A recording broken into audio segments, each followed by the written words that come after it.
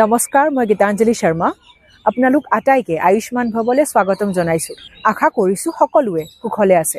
8 মাহ হ'ল মই আয়ুষ্মান ভৱত লং ভিডিঅ' পোষ্ট কৰা নাই। ইমানেই বেছি ব্যস্ত, ভিডিঅ' শ্বুট কৰিবলৈ সময় নোপোৱা হ'লোঁ। মোৰ এনেকুৱা লাগিছিল চেনেলটো চাগে এতিয়া বন্ধ কৰিব লাগিব।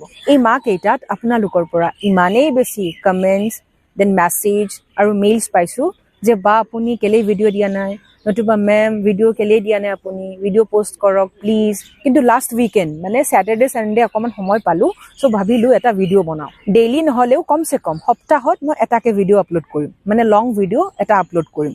ঠিক আছে, আজি কথা পাতিম ছেক্স এডুকেশ্যনৰ বিষয়ে, যিটো বিষয়বস্তুৰ ওপৰত মই বিশেষভাৱে গুৰুত্ব দিম। ছেক্স এডুকেশ্যন বেয়া নেকি, নে আমি ভুল বুজিছোঁ? বহুতেই মোক কয়, আপুনি ছেক্স এডুকেশ্যনৰ কথা কিয় কৈ থাকে?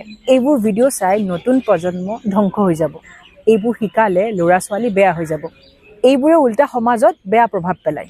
কিন্তু মই আপোনালোকক এটা প্ৰশ্ন সুধিব খোজোঁ, সঁচাকৈয়ে ছেক্স এডুকেশ্যন সমস্যাৰ মূল, নে আমি সম্পূৰ্ণ ভুল বুজি আছোঁ? যদি ছেক্স এডুকেশ্যন সঁচাকৈয়ে বেয়া হ'লহেঁতেন, তেন্তে যিসকল মানুহে কেতিয়াও সঠিক ছেক্স এডুকেশ্যন পোৱা নাই, তেওঁলোকৰ মাজত এইবোৰ সমস্যা থাকিব নালাগিছিল। কিন্তু বাস্তৱিকতা কি? আজি যিবোৰ ভুল আচৰণ, অসন্মান আৰু গম্ভীৰ অপৰাধ দেখা যায়, তাৰ কাৰণ হ'ল অজ্ঞতা, ভুল বুজা আৰু বিকৃত চ'ৰ্চৰ পৰা শিকাৰ ফল। মানে সমস্যা শিক্ষা নহয়, সমস্যা হৈছে সঠিক শিক্ষা নথকাটোহে। আমি যদি ঘৰত এইবোৰ কথা নকওঁ, তেন্তে ল'ৰা ছোৱালীয়ে ক'ৰ পৰা শিকিব?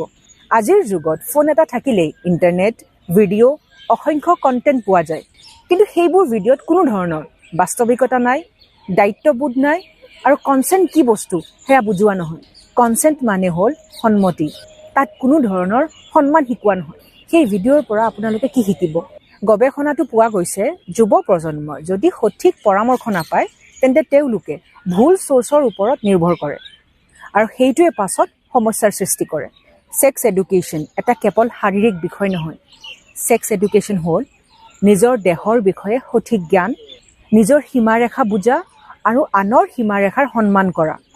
কনচেণ্ট মানে কি, সেইটো স্পষ্টকৈ বুজা, মানে সন্মতি কাক কয়, আৰু নিৰাপদ আচৰণ আৰু দায়িত্ববোধ গঢ়ি তোলা। বিশ্বৰ বহু দেশত য'ত খোলা মেলা আৰু সঠিক ছেক্স এডুকেশ্যন দিয়া হয়, তাত এবিউজ ৰেট কম, সচেতনতা বেছি, আৰু সম্বন্ধ বহুত বেছি হেল্ডিয়াৰ হয়। মানে ইয়াৰ পৰা কি বুজা যায়? শিক্ষাই সমস্যা বৃদ্ধি নকৰে, শিক্ষাই সমস্যা কমাইহে ৰাখে।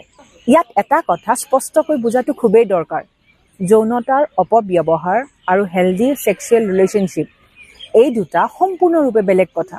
বহুতে এয়া মিক্স কৰি পেলায়, আৰু তাতেই ভুল বুজাবুজি আৰম্ভ হয়। ছেক্স এডুকেশ্যনৰ ওপৰত যিবোৰ কণ্টেণ্ট মই বনাওঁ, সেইবোৰ কেৱল সচেতনতা, খোলোচা আৰু দায়িত্বশীল বুজাবুজিৰ বাবে।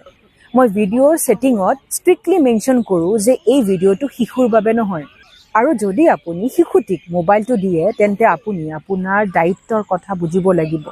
শিশুটিয়ে কি চাইছে, শিশুটিয়ে কি কনজিউম কৰিছে, সেয়া জনাটো দৰকাৰ। ছেক্স এডুকেশ্যনৰ ভিডিঅ' বনোৱাটো কোনো ধৰণৰ প্ৰমোশ্যন নহয়। ইয়াৰ লক্ষ্য হৈছে মানুহে বুজি উঠাটো যে কনচেণ্ট কি বস্তু, আচলতে সন্মতি মানে কি, বাউণ্ডেৰী কি, সীমা বস্তুটো কি, আৰু ইম'চনেল কানেকশ্যন কাক বুজায়। এইবোৰ কথা এৰাই চলিলে সমাজ সুৰক্ষিত নহয়। সঠিক বুজাবুজিয়ে সমাজ সুৰক্ষিত কৰে। এতিয়া মই এটা কথা একেবাৰে স্পষ্টকৈ ক'ব বিচাৰিছোঁ, সেয়া হ'ল ছেক্স এডুকেশ্যনে ৰেপ প্ৰমোট নকৰে। অজ্ঞতা, ভুল ধাৰণা আৰু অসন্মানজনক চিন্তাধাৰা হ'ল এই ভয়াৱহ অপৰাধৰ মূল কাৰণ। যেতিয়া এজন মানুহে সন্মতি কি, সীমা কি, সন্মান কি, এইবোৰ বুজি নাপায়, সেই অজ্ঞতাৰ বাবে তেখেতে ভুল আচৰণ কৰে। আমি বহুতেই ভাবোঁ এইবোৰ কথা ল'ৰা ছোৱালীৰ আগত কোৱা উচিত নহয়, এইটো ডাঙৰ হ'লে নিজেই বুজি ল'ব। কিন্তু বাস্তৱিকতা একেবাৰেই বেলেগ। যদি আপুনি নিজৰ সন্তানক নিজৰ দেহ, নিজৰ সীমা, সন্মতি আৰু সুৰক্ষাৰ বিষয়ে নিশিকায়, তেন্তে এইটো নিশ্চিত তেওঁলোকে আন ঠাইৰ পৰা শিকিব, আৰু সিহঁতে ক'ৰ পৰা শিকে, কি শিকে, তাৰ ওপৰত আপোনাৰ কোনো কণ্ট্ৰল নাথাকিব। এইটো লাজৰ বিষয় নহয়, এইটো দায়িত্বৰ বিষয়।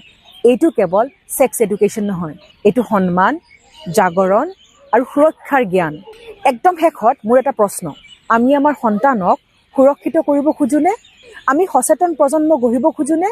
নে অজ্ঞতা আৰু ভয়ৰ মাজত সিহঁতক এৰি দিব খোজো? সিদ্ধান্ত আপোনাৰ।